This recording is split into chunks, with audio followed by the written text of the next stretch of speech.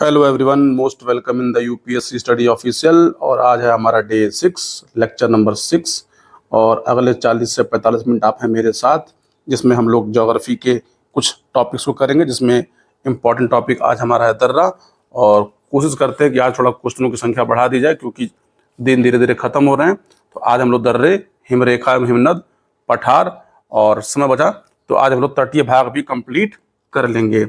और कल से एक नया इनिशिएटिव लेने का सोचा है कि एक और घटना चक्र की जो सीरीज है स्टार्ट की जाए। मैंने आप लोगों से कहा था कि कमेंट करके बताइए कि कौन सा स्टार्ट किया जाए, तो आप लोगों ने अपना कमेंट तो किया नहीं है, लेकिन फिर भी मैं उसको कल से स्टार्ट करने वाला हूँ।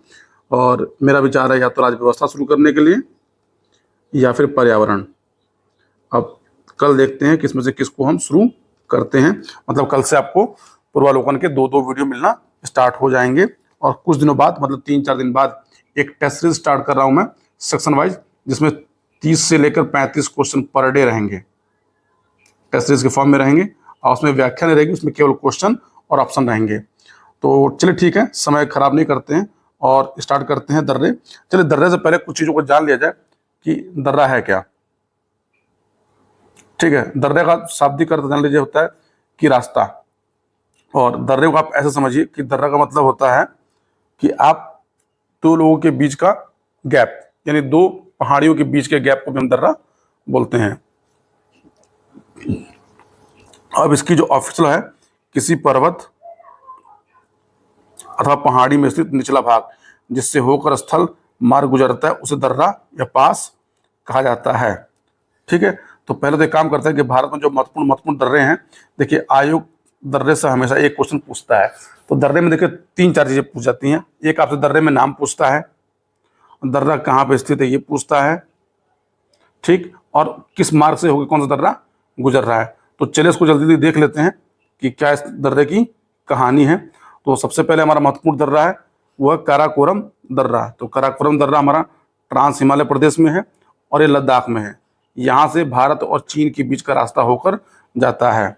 दूसरा हमारा है देपसांग ला दर्रा, ये भी ट्रांस हिमालय में ही है और लद्दाख में है, तो भारत और चीन के बीच में ये भी है। फिर हमारा आता है लानकला दर्रा। ठीक, लानकला दर्रा का हमारा ये भी कहाँ पे, ट्रांस हिमालय में है और लद्दाख में स्थित है। यहाँ से भी भारत चाइना के लिए रास्ता होकर जाता है। फिर हमारा चांगला दर्रा, ये भी ट्रांस हिमालय, लद्दाख, भारत चाइना। जाराला दर्रा, ट्रांस हिमालय, लद्दाख, भारत चीन मार्ग यहाँ से। खारदुंगला, ट्रांस हिमालय, लद्दाख में, भारत चीन। देखिए, यानी ट्रांस हिमालय में देखा जाए तो ये हमारे महत्वपूर्ण दर्रे हैं। तो देखिए इसको आप ऐसा कर लीजिए, काराकोरम, देसपला, लनकला, चांगला, जारला, खरदुंगला। ठीक है, तो अब इस पे आप कोड बना के याद कर लीजिए, चाहे जैसे याद कर लीजिए। जैसे इसको मैं याद किया था ऐसे, DJCL KD। अब इस पे मैंने अपना एक कोड बताया था, मैं कोड बता नहीं सकता क्योंकि थोड़ा सा अनयूजुअल कोड है। तो आप अपने हिसाब से बना लीजिए कि डीजे को चोर ले गया कैद के बहाने, आप बना लीजिएगा जो भी आपको लगे उचित। अब देखिए अगला हमारा है बुर्जिल दर्रा। ये हमारा कहाँ पे, बृहद हिमालय में और जम्मू कश्मीर में, यानी श्रीनगर और गिलगित के बीच का रास्ता जो होता है वो बुर्जिल दर्रे से होकर गुजरता है। फिर अगला हमारा है बरलाचा दर्रा। तो बरलाचा कहाँ पे हमारा, बृहद हिमालय प्रदेश में और हिमाचल में। लेह मनाली के बीच का रास्ता जो होता है वो बरलाचा दर्रे से होकर जाता है। फिर अगला हमारा है जेलेपला। जेलेपला भी हमारा कहाँ पे, बृहद हिमालय में है और ये सिक्किम में स्थित है। गंगटोक और लहासा का मार्ग इस रास्ते से होकर जाता है। पीर पंजाल, ये बहुत इंपॉर्टेंट है, इसको आयोग कई बार पूछता है। ये लघु हिमालय में है और जम्मू कश्मीर में है, ये जम्मू को कश्मीर से जोड़ने का काम करता है। फिर हमारा बनिहाल दर्रा, ये भी लघु हिमालय में है जो जम्मू कश्मीर में है, श्रीनगर से जम्मू को जोड़ने का काम करता है बनिहाल दर्रा। देखिए बनिहाल और पीर पंजाल में अक्सर कंफ्यूजन होता है। तो बनिहाल जो है वो श्रीनगर को जम्मू से जोड़ता है और पीर पंजाल जम्मू को कश्मीर से जोड़ता है, यानी जम्मू कश्मीर दो अलग अलग भाग हैं। ठीक है, रोहतांग दर्रा लघु हिमालय प्रदेश में स्थित है और कहाँ पर है, हिमाचल प्रदेश में। मनाली और लेह के बीच का जो रास्ता होता है वो रोहतांग दर्रे से जाता है। बोमडिल्ला दर्रा उत्तर पूर्वी हिमालय में यानी अरुणाचल में है। अरुणाचल प्रदेश और लहासा यानी भारत तिब्बत सीमा पर स्थित दर्रा है ये। दीफू दर्रा, तो दीफू दर्रा हमारा उत्तर पूर्वी हिमालय अरुणाचल में है।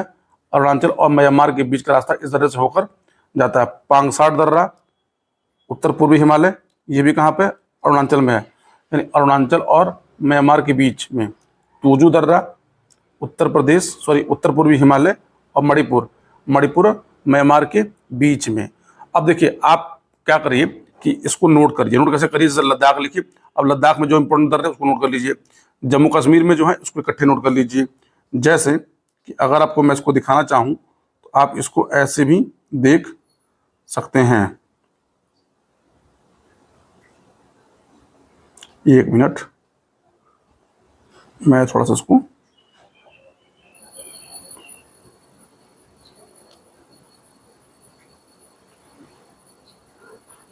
जैसे देखिए,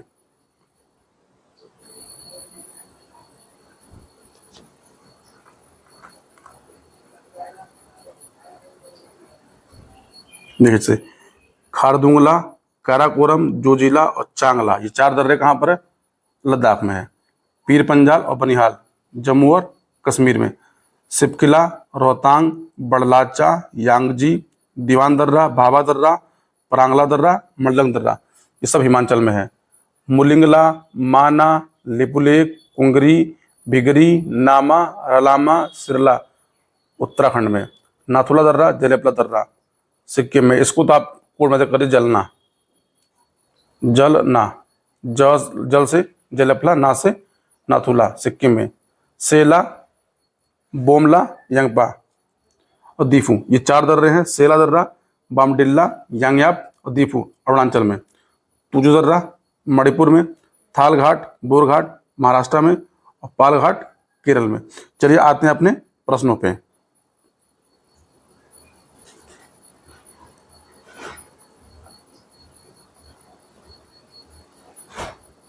हमारा पहला प्रश्न है, निम्नलिखित में से कौन सा एक सही सुमेलित नहीं है। चांगला जम्मू कश्मीर, रोहतांग हिमाचल, बमडिल्ला अरुणाचल, सेला उत्तराखंड। अभी हम लोगों ने देखा कि सेला दर्रा ये उत्तराखंड में नहीं है, यानी हमारा ऑप्शन नंबर डी सही होता है। अब है क्या कि सेला दर्रा है कहाँ, तो सेला दर्रा कहाँ पे, अरुणाचल में। बाकी सब सही सुमेलित थे। देखिए चांगला जम्मू कश्मीर में है अब, ठीक, लेकिन अब लद्दाख में आ गया ये। अगला, पाल घाट निम्नलिखित में से किसके मध्य स्थित है। तो मैंने आपसे बताया था कि पाल घाट हमारा जो है वो कहाँ पे है, तो पाल घाट हमारा नीलगिरी और अन्नामलाई पहाड़ियों के मध्य में। ऑप्शन नंबर हमारा बी सही होता है। देखिए पाल घाट दर्रा नीलगिरी और अन्नामलाई श्रेणियों के मध्य स्थित है। निम्नलिखित द्वीपों में से किसका सुमेल नहीं है। बॉमडिला अरुणाचल, नाथुला सिक्किम, भोरघाट हिमाचल, पाल घाट केरल। तो देखिए भोरघाट हमारा कहाँ पे है, अभी हम लोगों ने पढ़ा, ये हमारा महाराष्ट्र में है, इसलिए हमारा ऑप्शन नंबर सी सही होगा। देखिए भोरघाट हिमाचल प्रदेश में न होकर महाराष्ट्र राज्य में अवस्थित है। इस दर्रे से होकर मुंबई पुणे हाईवे रेल मार्ग गुजरता है। यह करजत और खांडला के बीच स्थित है। ये 2 कंपाउंड, करजत और खांडला, और मुंबई पुणे हाईवे कहाँ जाता है, तो ये हमारा पालघाट से होकर जाता है, यानी भोरघाट से होकर जाता है। इनमें से कौन सा दर्रा पश्चिमी घाट पर्वत श्रृंखला में नहीं है। थाल घाट, भोरघाट, पालघाट। तो आप जानते हैं खैबर दर्रा कहाँ पे, ये हिमाचल में है, ठीक। और इसी दर्रे, खैबर दर्रे से ही कौन आया था, तो याद करिए सिकंदर इसी दर्रे से भारत में एंट्री किया था। तो देखिए दिए गए विकल्पों में थाल घाट, भोरघाट, पालघाट पश्चिमी घाट श्रृंखला में है। खैबर दर्रा पाकिस्तान में, यह पाकिस्तान अफगानिस्तान को जोड़ता है। इसी रास्ते से होकर जो आक्रमणकारी होते थे वो अंदर भारत में प्रवेश करते थे। अब आते हैं अगले क्वेश्चन पे। निम्न में कौन सुमेलित नहीं है। सिपकिला हिमाचल, लिपुलेख उत्तर प्रदेश, नाथुला सिक्किम, जोजिला कश्मीर।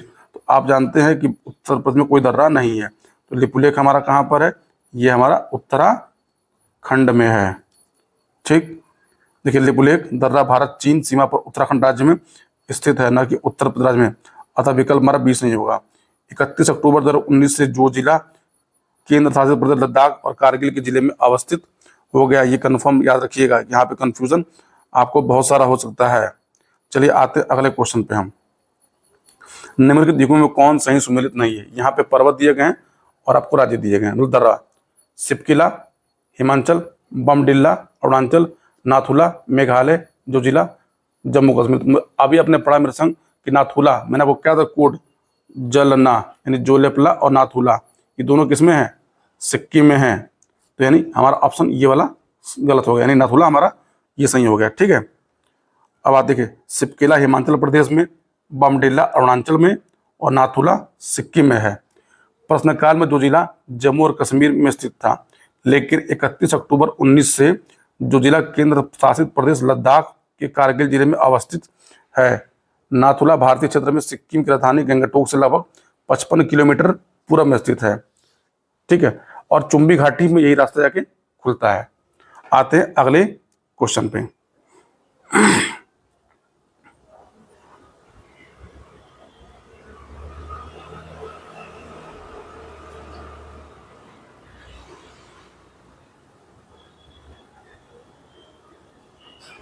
नाथुला किस राज्य में है? तो अभी हम लोगों ने इसको किया, नाथुला हमारा सिक्किम में है। निम्नलिखित दर्रों में से किससे होकर ले जाने का रास्ता होता है? तो जोजिला श्रीनगर को लेह से जोड़ता है, बनिहाल दर्रा जम्मू को श्रीनगर से जोड़ता है, जबकि सिपकिला हिमाचल प्रदेश को तिब्बत से संबंध करता है। वर्ष 2006 में लगभग मध्य में निम्नलिखित हिमालय दर्रों में से कौन सा एक भारत और चीन के बीच व्यापार बढ़ाने के लिए पुनः खोला गया था? तो नाथुला दर्रा था। नाथुला कहाँ पे? सिक्किम में है। अब ये सूची को मिलाइए। तो देखिए, इन क्वेश्चनों को मैंने कहा कि देखिए नीति, तो नीति हमारी कहाँ पे है? उत्तराखंड में है। नाथुला हमारा सिक्किम में है। जैसे ही आपको पहले दो ऑप्शन मिला, पहले आप इन दो को देख लीजिए। तो यानी बी का हमारा 3, तो बी का हमारा 3 और सी का हमारा 4। देखिए बी का 3 और सी का 4, यानी हमारा ऑप्शन बी हो जाएगा। ठीक है, यानी ये सारे ऑप्शन हमारे गलत हो जाएंगे। और देखिए बनिहाल जम्मू कश्मीर, नाथुला सिक्किम, नीति उत्तराखंड, सिपकिला हिमाचल। अब बनिहाल दर्रा कहाँ पर है? जम्मू और कश्मीर में है।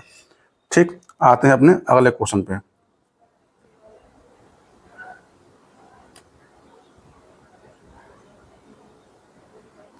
ये दर्रे है और राज्य है, मिलाना है।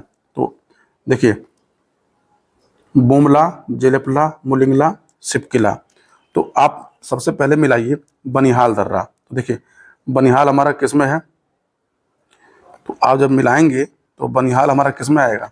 थोड़ी देर इस पर सोचिए। तो बनिहाल हमारा जम्मू और कश्मीर में आएगा। तो जम्मू कश्मीर हमारा इसमें ऑप्शन में कहीं है ही नहीं। तब यहाँ पे क्या किया जाए? जेलेपला,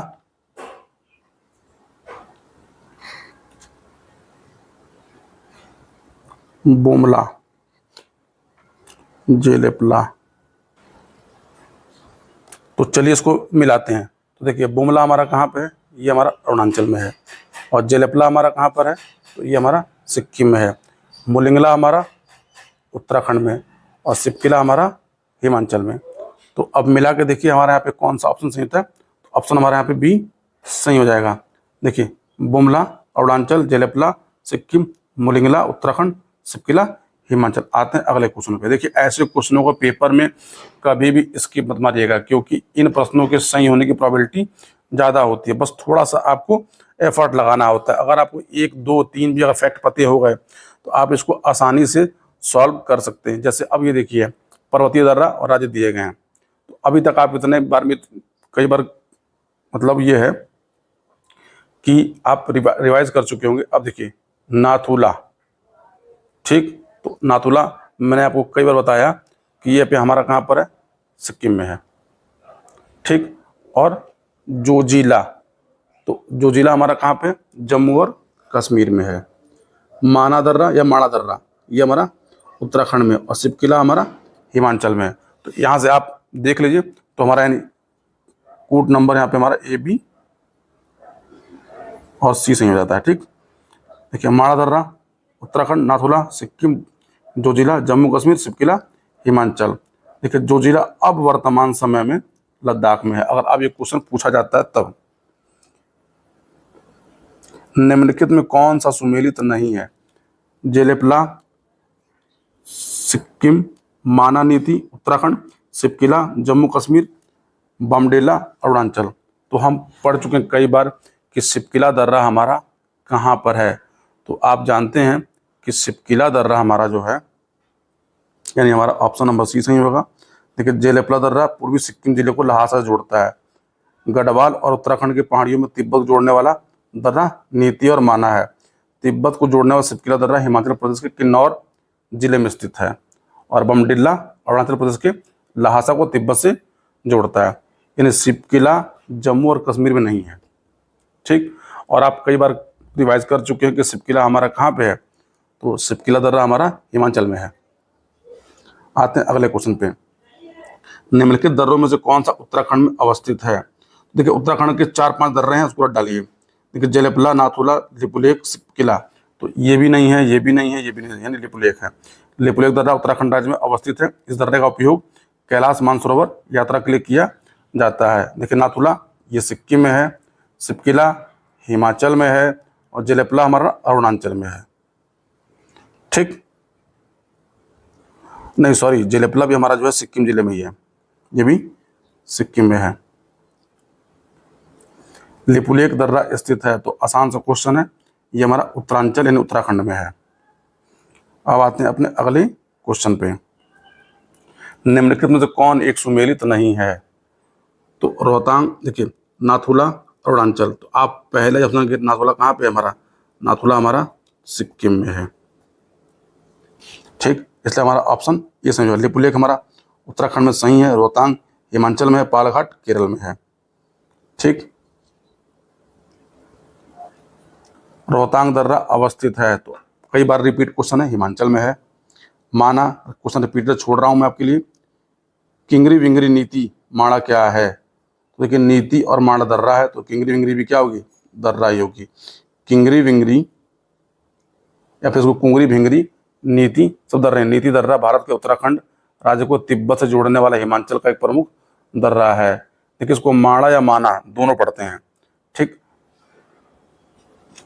अब आते हैं अपने अगले प्रश्न पे। हम निम्नलिखित पर्वतीय दर्रों का सही पश्चिम से पूर्व में क्रम पहचानिए। इस क्वेश्चन को तो आप अपने मैप में या कॉपी में नोट जरूर कर लीजिएगा, क्योंकि मजेदार क्वेश्चन है और ये आ सकता है। तो देखिए, आप पहले तो इसमें लिखिए है कौन सा दर्रा कहाँ कहाँ है। ठीक, लिपुलेख हमारा उत्तराखंड में है, नाथुला हमारा सिक्किम में है, सिपकिला हमारा ये दर्रा हमारा हिमाचल में है, बमडिल्ला हमारा अरुणाचल में है। तो अगर आप इसको ध्यान से अगर मैप में देखें स्टेट वाइज, तो यहाँ पे हमारा हिमाचल आता है, उसके बाद हमारा नीचे उसके उत्तराखंड आएगा, फिर हमारा यहाँ पर उसके बाद हमारा सिक्किम, और सबसे ऊपर हमारे यहाँ पर कौन आएगा, अरुणाचल आएगा। तो अगर इसका हम क्रम लगाएं तो सबसे पहले सिपकिला दर्रा, फिर हमारा लिपुलेख दर्रा, फिर हमारा नाथुला दर्रा, और फिर हमारा बोमडिल्ला दर्रा। तो पश्चिम से पूरब, यानी ये हमारा वेस्ट है और ये हमारा ईस्ट है। ठीक, चलिए इसकी व्याख्या करते हैं। सिपकिला दर्रा हिमाचल प्रदेश में है, नाथुला सिक्किम में, बमडिल्ला अरुणाचल में, लिपुलेख उत्तराखंड में है। ठीक है, तो यानी सिपकिला, लिपुलेख, नाथुला, बमडिल्ला वह दर्रा जो सर्वाधिक ऊंचाई में अवस्थित है। तो इसमें सब देखिए, पहली बात तो क्या है कि ये एक इंडिविजुअल क्वेश्चन है, क्योंकि दर्रे की एग्जैक्ट ऊंचाई किसी को मतलब मापना आसान नहीं है। लेकिन फिर भी आप जान लीजिएगा कि इसमें से जो नाथुला दर्रा है वो सबसे ऊंचाई पे पाया जाता है। ठीक है, इसकी चलिए व्याख्या देख लेते हैं। देखिए, दिए गए विकल्प में नाथुला सर्वाधिक ऊंचाई में अवस्थित है। नाथुला दर्रे की ऊंचाई 14,450 फीट, जोजिला दर्रा की ऊंचाई 11,578 फीट, रोहतांग की 13,044 फीट, और खैबर दर्रे की 3,510 फीट है। परंतु भारत का सर्वाधिक ऊंचाई में अवस्थित दर्रा यांगजी दीवान, ये इंपॉर्टेंट फैक्ट है मीटर है। ठीक है, इसलिए यहाँ पे ये विकल्प यहाँ पे चुना गया है। तो इसी के साथ हमारी दर्रे की कहानी खत्म हो जाती है। और दर्रे, अगर देखिए जितने दर्रे आपको मैंने रटवाए हैं, अगर आप उतना कर लेते हो तो दर्रे से बाहर से क्वेश्चन आने वाला नहीं। और दर्रे के जो क्वेश्चन है उसको आप अटेम्प्ट जरूर करिएगा। चलिए आते हैं अपने अगले टॉपिक पे, हिमरेखा एवं हिमनद।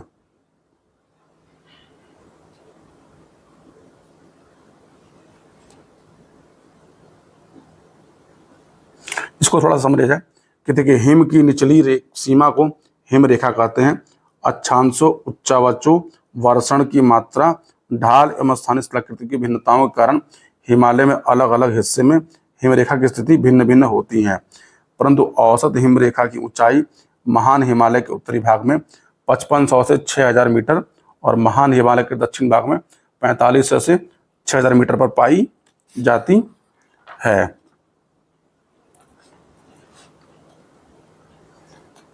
इसको आप एक बार पढ़ लीजिएगा अपनी किताब से भी, और हम लोग सीधा आते हैं प्रश्नों पे, क्योंकि प्रश्न हमारे महत्वपूर्ण हैं। और इसमें एक चार्ट है, मैं सोच रहा हूँ, हाँ ये वाला चार्ट देखिए, ये हिमानी के नाम है, मतलब हिमनद के, और कहाँ पर है, किस टाइप पे, सियाचिन 76। देखिए ये क्वेश्चन विवादित, ये यूपी पे 17 में आया था और वहाँ पे हाई कोर्ट का निर्णय आया था, लेकिन सुप्रीम कोर्ट में जाकर निर्णय पलट गया था। तो याद रखिएगा कि अभी भी सबसे ऊंचाई पर स्थित या लंबाई में जो दर्रा है वो सियाचिन है। कहाँ पे, काराकोरम में। बियाफो दर्रा, सॉरी बियाफो हिमनद काराकोरम में 60, हेस्पर ये भी काराकोरम में है, बाल्टोरा ये भी काराकोरम में। ये ऊंचाई आप चार्ट हो शुरू क्या करिए, कई बार क्या होता है इसको ऊंचाई क्रम में दे देता है कि आप इसको ऊंचाई क्रम में लगाइए, या फिर ऑप्शन देगा कि सियाचिन, बियाफो, हेस्पर, बाल्टोरा, इसे कहेगा कि आप उत्तर दक्षिण के क्रम में लगाइए। चोंगलुंगमा काराकोरम में है, खारदोजीन काराकोरम, रीमो हिमनद कश्मीर, पुनमा कश्मीर, गंगोत्री हिमनद उत्तराखंड में, जेमू सिक्किम नेपाल में, ससाइनी ये भी काराकोरम में ही है, और रूपल कश्मीर में, और दियामिर कश्मीर में। तो चलिए आते हैं अपने प्रश्नों पे।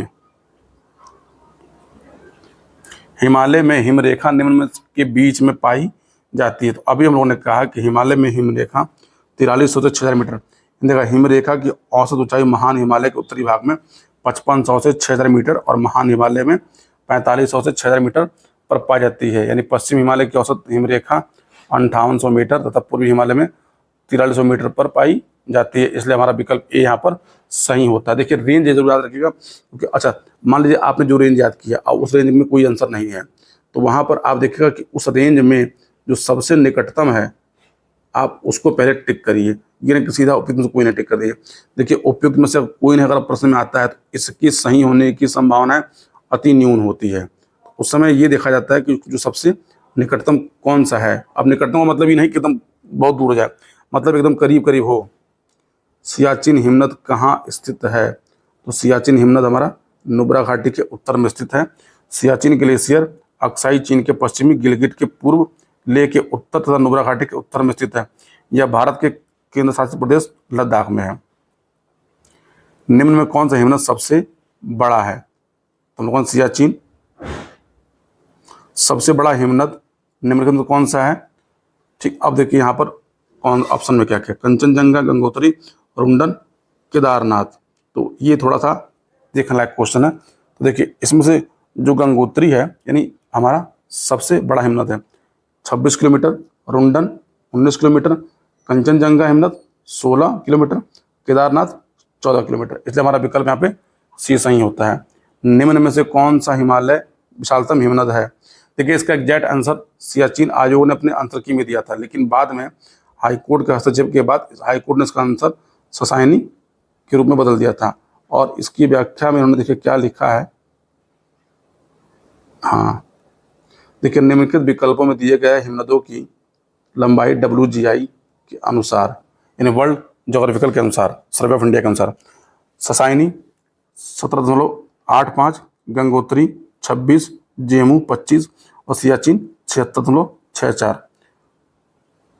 देखिए ध्रुवों के अतिरिक्त दूसरा सबसे बड़ा ग्लेशियर सियाचिन है तथा इसी दृष्टि से विश्व का सबसे बड़ा ग्लेशियर फेडचेंको ग्लेशियर, ये एक अच्छा फैक्ट है। फेडचेंको ग्लेशियर जो पामीर क्षेत्र में स्थित है, स्पष्ट है कि सियाचिन सबसे बड़ा होगा। चौराबाड़ी ग्लेशियर कहाँ पर है, तो ये आसान सा क्वेश्चन, चौराबाड़ी केदारनाथ मंदिर के उत्तर में है। तो चौराबाड़ी ग्लेशियर उत्तराखंड में रुद्रप्रयाग जिले के केदारनाथ मंदिर के उत्तर में स्थित है।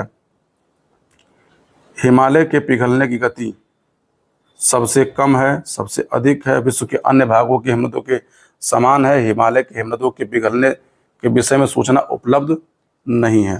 तो देखिए, जितने भी हिमनद पाए जाते हैं दुनिया में, उसमें सबसे तेजी से पिघलने वाला जो हिमनद है वो हिमालय है। ठीक, हिमालय के हिमनदों के पिघलने की गति सर्वाधिक है। गंगा नदी के उद्गम स्थल पर स्थित गंगोत्री ग्लेशियर तेजी से पिघल रहा है। इसी के परिणाम स्वरूप इसका विस्तार कम होकर पिछले 50 वर्षों की तुलना में लगभग आधा हो गया है। और देखिए, हिमनद जो पिघलते हैं, उसके पिघलने का जो सबसे मुख्य कारण होता है वो होता है ग्लोबल वार्मिंग इफेक्ट या फिर ग्रीन हाउस गैसेस। आते हैं अपने अलग क्वेश्चन पे। निम्नलिखित हिमनद में से कौन सा उत्तराखंड के कुमाऊं प्रक्षेत्र में अवस्थित है? तो इसमें बहुत आसान क्वेश्चन है, ये मिलाम है। मिलाम हमारा कुमाऊं क्षेत्र में पाया जाता है। ये देखिए इसकी व्याख्या, मिलाम हिमनद उत्तराखंड के कुमाऊं प्रक्षेत्र में अवस्थित मुख्य हिमनद है। इसी हिमनद किसमें शारदा नदी काली उद्गम है। याद रखिएगा कि मिलाम हिमनद से शारदा नदी निकलती है, एक फैक्ट है, इसको नोट जरूर कर लीजिएगा। अब ये क्वेश्चन देखिए, अच्छा क्वेश्चन है ये, इसको थोड़ा सा मैं सेट कर लेता हूं। निम्नलिखित युग्मों पर विचार कीजिए। ये क्वेश्चन यूपीएससी का है। ये हिमनद नदी है, देखिए, बदरपुछ, यमुना, वारासिगरी, चेनाब, मिलाम, मंदाकिनी, सियाचिन, नुब्रा, जेमू, मानस। तो देखिए, पहली बात कि अभी हम लोगों ने देखा कि वारासिगरी जो है वो कहाँ पर है। तो देखिए, बदरपुछ तो यमुना में है, और मिलाम हमारा जो है, अभी हम लोगों ने ऊपर पढ़ा कि मिलाम हमारा कहाँ पे है, तो मिलाम हमारा उत्तराखंड में है, लेकिन यहाँ पे इन्होंने नदी का नाम दिया है। तो अगर यहाँ पे ध्यान से देखा जाए तो वहाँ पे कौन सी नदी थी? यहाँ पे शारदा नदी थी। जैसे ही शारदा आपको मिला, यानी अब देखिए 3 नंबर, तो 3 नंबर देखिए, यानी ये कट गया हमारा पहले तो। ठीक, अब बचा सियाचिन और नुब्रा। तो सियाचिन हमारा नुब्रा नदी से ही निकलती है, सही है, और जेमू हमारा ये मानस न निकल के ये निकलती है तीस्ता से, यानी हमारा ऑप्शन ये दोनों भी गलत हो गए। यानी हमारा ऑप्शन नंबर 1 यहाँ पर सही होता है। व्याख्या देखा जाए, बदरपुछ, यमुना, वारासिगरी, चेनाब, मिलाम गौरी गंगा से, सियाचिन नुब्रा से, और जेमू तीस्ता से। ठीक है, अब आते हैं अपने अगले क्वेश्चन पे। निम्नलिखित हिमनदों को उनकी लंबाई के घटते क्रम में सजाए। देखिए, मैंने आपसे ऊपर कहा था ना, इसलिए इसको याद कर लीजिए। तो देखिए, हेस्पर, बियाफू, द्रांगदुंग, सोनापानी, बारासिनी। देखिए, इसलिए हमारा ऑप्शन नंबर सी सही होगा। देखिए, इसमें बहुत रटने की चीज़ नहीं है, इसको सीधा रट लीजिए। देखिए, कई बार क्या होता है, कुछ चीज़ें आपको नहीं समझ में आ रही, तो देखिए 2 चीज़ें हैं, या तो समझ लीजिए, अगर समझ नहीं आ रहा तो रट लीजिए, क्योंकि आप परीक्षा आपको पास करना है। कई बार कुछ चीज़ें हमें रटने के बाद भी समझ में आ जाती है। तो देखिए, पीटी परीक्षा को निकालने का जो तरीका है, समझना और रटना, ये दोनों वाइसी वर्षा हैं। समझिए, रटिए, रटिए, समझिए। तो जो चीज़ समझ में आ जाए वो अच्छी चीज़ है, उसे रटिए। जो न रटा पाए उसे समझ लीजिए। ठीक है, तो यहाँ पर आके हमारा हिमनद वाला पार्ट भी खत्म होता है। और मैं सोच रहा हूँ कि आपको पठार भी करा ही देता हूँ, क्योंकि पठार बहुत लंबा नहीं है। तो पठार के बारे में पहले तो जान लेते हैं क्या है। चलिए,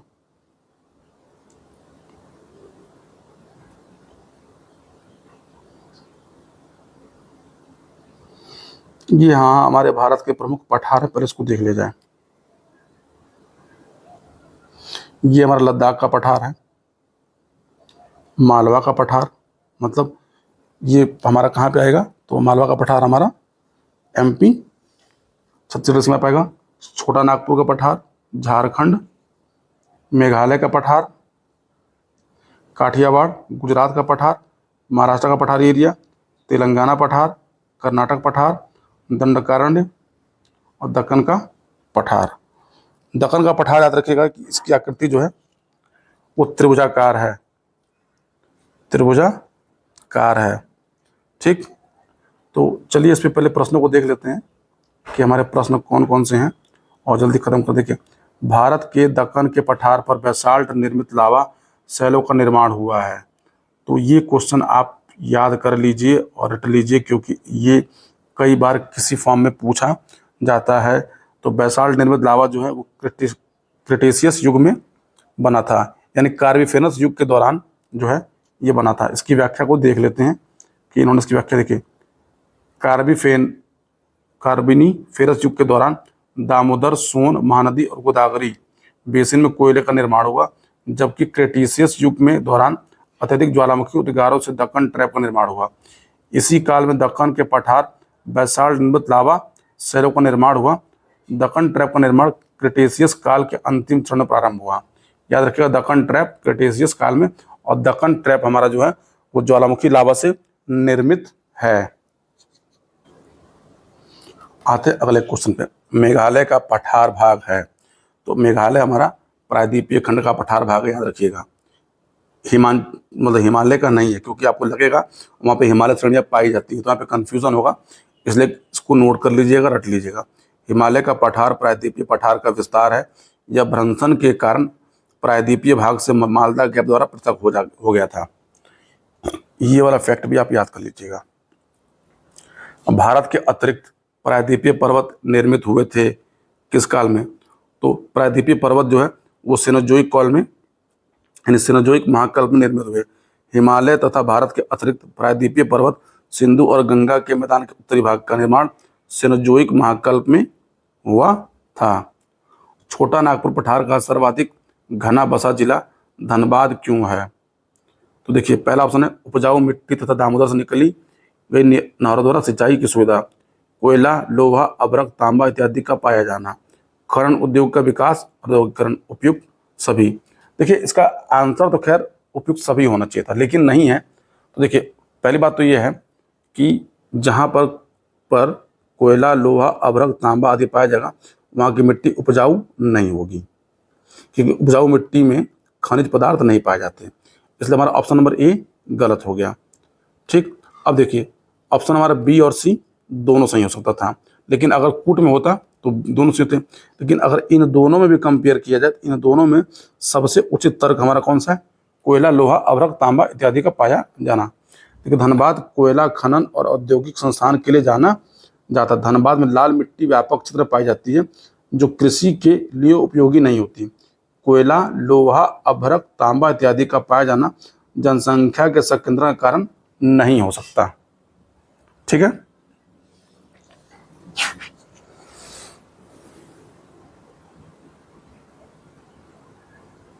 छोटा नागपुर पठार है, तो छोटा नागपुर पठार हमारा क्या है? एक अंग्र गंभीर है। ये समझ लीजिए कि ऐसा क्यों लिखा गया है। देखिए, अगर गंभीर का मतलब होता है कि पठारों का क्रम जो है यहाँ पे मिलता जुलता है, पठारों का क्रम। तो इसकी व्याख्या को एक बार देख लेते हैं, इन्होंने क्या लिखा है। देखिए, छोटा नागपुर पठार में विभिन्न ऊंचाइयों को पठारों का क्रम मिलता है। मध्य पश्चिमी भाग पर पाठ भूमि स्थित है, जिसकी अधिकतम ऊंचाई 1100 मीटर से मिलती है। इस पठार के प्रत्येक दिशा में सोपान मिलते हैं। पठार में ढाल तीव्र स्कार्पों के रूप में पाए जाते हैं, अतः यह एक अग्रगंभीर है। ठीक है, देखिए, अब ये वाले जो क्वेश्चन है, अब ये नहीं आते, ये यूपीएससी में पहले पूछे जाते थे, मैपिंग वाले प्री में ही यूपीपीएससी में पूछे जाते थे और यूपीपीएससी में पूछे जाते। तो अब इन क्वेश्चनों का कोई रोल नहीं रहा, इसलिए इसको मैं स्किप करता हूँ। आते हैं अगले क्वेश्चन पे। अरावली एवं विंध्य श्रृंखलाओं के मध्य कौन सा पठार स्थित है? तो मैंने आपसे बताया कि मालवा का पठार अरावली एवं विंध्य श्रृंखलाओं के मध्य मालवा का पठार स्थित है। इसकी उत्तरी सीमा अरावली, दक्षिण सीमा विंध्य श्रेणी और पूर्वी सीमा बुंदेलखंड पठार द्वारा निर्धारित की जाती है। देखिए, ये सीरीज आपके लिए तब लाभप्रद है कि आप सीरीज के वीडियो को 1 से 2 बार 3 बार आप इसको देखिए। देखने के बाद अब इन प्रश्नों को आप उठाइए घटना चक्र को, और घटना चक्र में उत्तर को ढक लीजिए, और ढकने के बाद उसको सॉल्व करिए। देखिए आप कितना सही कर पा रहे हैं, तब तो आपको सीरीज का लाभ है और घटना चक्र पढ़ने का है। देखिए, या तो घटना चक्र आप एक बार पढ़ जाइए, तो घटना चक्र को पढ़ने से पहले आप वीडियो को देखिए। वीडियो को देखने के बाद, जैसे मान लीजिए आपने देखा प्रश्न नंबर आपने 7 आया घटना चक्र में, अब 7 आया तो उसका किसी पेपर या किसी से रख के उसका उत्तर ढक दीजिए, और फिर उसके उत्तर को सॉल्व कर देखिए कि आप उत्तर तक पहुंच पा रहे हैं कि नहीं पहुंच पा रहे हैं। लेकिन वीडियो देखने के बाद ये काम करिए, आपकी एक तो देखिए टेस्ट प्रैक्टिस हो जाएगी और एमसीक्यू की प्रैक्टिस भी हो जाएगी। वीडियो का लाभ आपको तब अधिक से अधिकतम मिलेगा, तब जाके आप पीटी में अधिकतम सही कर सकते हैं। और याद रखिएगा कि देखिए ज्योग्राफी का वीडियो बनाने का मेरा पहला कारण ये था कि ज्योग्राफी 25 से लेकर 35 क्वेश्चन पूछे जाते हैं, और करंट के बाद अगर सबसे ज़्यादा किसी का वेटेज है तो ज्योग्राफी का वेटेज है। इसलिए ज्योग्राफी को आप कतई हल्के मत लीजिएगा। अगर आपने ज्योग्राफी तैयार नहीं किया तो आपका पीटी परीक्षा निकलना समझ लीजिए कि मुश्किलें है, पॉसिबल नहीं है। अब कोई दैवी आपके ऊपर कृपा हो जाए, कोई चमत्कार हो जाए, निकल जाए तो एक अलग बात है। ठीक है, आते हैं अपने अगले क्वेश्चन पे। कौन सा पठार अरावली एवं विंध्य श्रेणियों के मध्य स्थित है? तो ये रिपीटेड क्वेश्चन है, छोड़ते हैं, मालवा का पठार है। अब आते हैं अगले प्रश्न पे हम।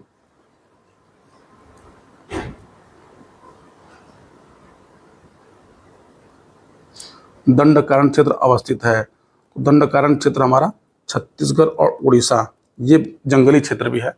ठीक है, दंडकारण्य भारत के मध्यवर्ती भाग में स्थित है। यह मुख्यतः उड़ीसा, छत्तीसगढ़, तेलंगाना, महाराष्ट्र और आंध्र प्रदेश में फैला हुआ है। ठीक, यहाँ पे कुछ नक्सली हिंसा भी देखने को मिलती है, याद रखिएगा, दंडकारण्य क्षेत्र में ही। यानी दंडकारण्य का जो क्षेत्र है वो रेड टेप या रेड कॉरिडोर जो है में आता है। ठीक है, दंडकारण्य क्षेत्र किस राज्य में स्थित है? तो देखिए, उड़ीसा, आंध्रा, छत्तीसगढ़, तेलंगाना। तो उड़ीसा में भी, छत्तीसगढ़ में, इसलिए हमारा ऑप्शन नंबर ई सही हो जाएगा। दंडकारण्य भारत के किस भाग में स्थित है? तो ये हमारा मध्यवर्ती भाग में स्थित है। बिहार के निम्न हिस्सों में कौन सा हिस्सा भूतात्विक दृष्टि से अपेक्षाकृत पुराना है? रोहतास पठार, उत्तर पश्चिमी पहाड़ियाँ, खड़गपुर पहाड़ियाँ, उत्तर का मैदान। तो खड़गपुर पहाड़ियाँ सबसे पुरानी है। तो खड़गपुर पहाड़ियाँ धारवाड़ क्रम की हैं, जबकि रोहतास तथा पठार विंध्याचल क्रम की हैं। उत्तर पश्चिम पहाड़ियाँ तृतीय क्रम की और उत्तर गंगा मैदान नवीनतम है। इसलिए खड़गपुर पहाड़ियाँ भूतात्विक दृष्टि से सबसे पुरानी हैं। निम्न में कौन सा मेघालय पठार का अंश नहीं है? भुवन पहाड़ियाँ, गारो पहाड़ियाँ, खासी पहाड़ियाँ, जयंतिया पहाड़ियाँ। देखिए, गारो, खासी, जयंतिया, ये तीनों जो है मेघालय पठार का अंश है। यानी भुवन पहाड़ियाँ नहीं है।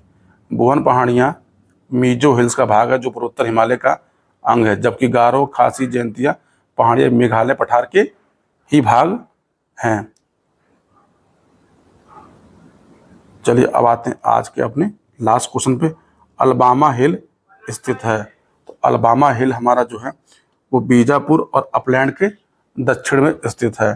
तो चलिए इस वीडियो को आज यहीं पर रोकते हैं, और मैं फिर से आपसे बोल रहा हूँ कि देखिए, वीडियो को देखिए, सुनिए, सुनने के बाद घटना चक्र को उठाइए, और घटना चक्र के उत्तर को आप ढक के जो है फिर उसके उत्तरों को गेस करिए कि आप उत्तर तक पहुँच रहे हैं कि नहीं पहुँच रहे हैं। देखिए, हो सकता है कि पहली बार आप ना पहुँच पाएँ, आप तब वीडियो को दूसरी बार देखिए, तीसरी बार देखिए।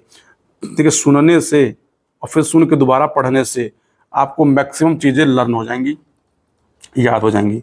अगर आप सोच रहे हैं कि वीडियो को हम एक बार देख लें हमारा काम याद होगा, तो पॉसिबल नहीं है। या तो आप एक्स्ट्रा माइंडेड हो कि आपने एक बार सुन याद हो जाए।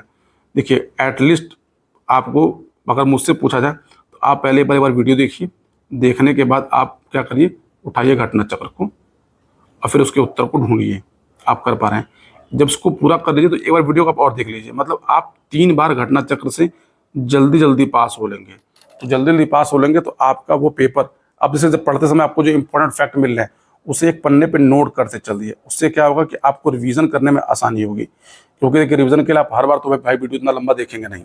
हाँ, जैसे आज मुझसे कुछ लोग बोल रहे हैं कि सर आपके वीडियो बहुत छोटे हो रहे हैं। मुझे लगता है मैं वीडियो लंबे बनाता हूँ, 38 मिनट 40 मिनट के। कुछ लोग कह रहे हैं सर और लंबे वीडियो बनाए। देखिए, 40 मिनट से 45 मिनट से अगर लंबा वीडियो मैं बनाता हूँ, पहली बात तो लोग उसको देखेंगे नहीं। और लोग देखेंगे क्यों नहीं, उसके पीछे कारण था। देखिए, 40 से 45 मिनट तक हमारा जो माइंड होता है वो कंसंट्रेटेड होता है किसी एक टॉपिक पे। उसके बाद अगर आप पढ़ भी रहे हैं तो 40 मिनट बाद, 45 मिनट बाद आप एक ब्रेक ले लिया करें, 5 मिनट का, 7 मिनट का, ताकि आपके दिमाग को रिलैक्स मिल जाए। कंटिन्यू किसी चीज़ को देखना, सुनना या पढ़ना, आप पढ़ रहे हैं वो चीज़ें दिमाग के अंदर जाती नहीं हैं। तो इसलिए मैं कोशिश करूंगा कि मेरे वीडियो 40 से 45 मिनट की ज़्यादा लंबे ना हो। हाँ, जून में ये वाली घटना चक्र खत्म हो जाएगी और कल से मैं एक नई घटना चक्र स्टार्ट भी कर रहा हूँ।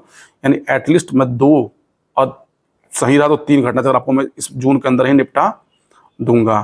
तो अगर देखिए आपको मेरा ये प्रयास अच्छा लग रहा हो तो प्लीज़ चैनल को लाइक, सब्सक्राइब और शेयर करिए। अगर ये 40 मिनट आप मेरे यानी सीके के साथ थे, आपका दिन शुभ हो। मिलते हैं कल, तब तक के लिए goodbye and take care. Thank you.